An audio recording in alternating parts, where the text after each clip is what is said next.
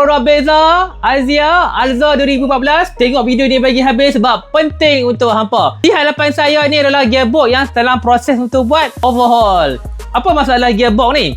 Masuk gear reverse delay dan bila kita check dengan scanner naik P0730 gear ratio malfunction. Di manakah punca masalah gear ratio? Berpunca di bahagian forward clutch drum yang dah mengalami cala di bahagian fibering dia. Nampak tak ni? Nampak tak ada kesan cala? Dan mesti nak tengok keadaan forward clutch drum yang baru. Nampak tak tu dahi dia licin? Di bahagian gear reverse bermasalah disebabkan piston seal yang berada di dalam gearbox dah mula mengalami kebocoran. Sebab tu bila masuk gear reverse tak berlaku pergerakan, kita tunggu dalam 5 ke 10 saat, akan terasa sentap di bahagian kereta hampa dengan kuat. Tup. Ada tak masalah-masalah tu? Right, apa yang kita akan buat? Kita akan buat pertukaran overhaul. Apa itu overhaul? Kita akan guna pakai balik gearbox hampa, kita akan buka lagu ni, kita akan cuci lagu ni dan kita akan buat pertukaran barang-barang wear and tear yang baru. Berserta di bahagian clutch plate yang original bro. Nampak ni?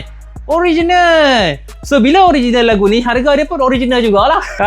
Untuk info, kalau kita buat overhaul memang agak tinggi. Sebab apa? Kita gunakan material part yang berkualiti tinggi dan berserta dengan jaminan selama 1 tahun. So janganlah kita berkira-kira untuk kita nak memanjangkan jangka hayat gearbox kita. Yang paling penting selepas buat pada overhaul ni, tolong guna minyak gearbox yang betul.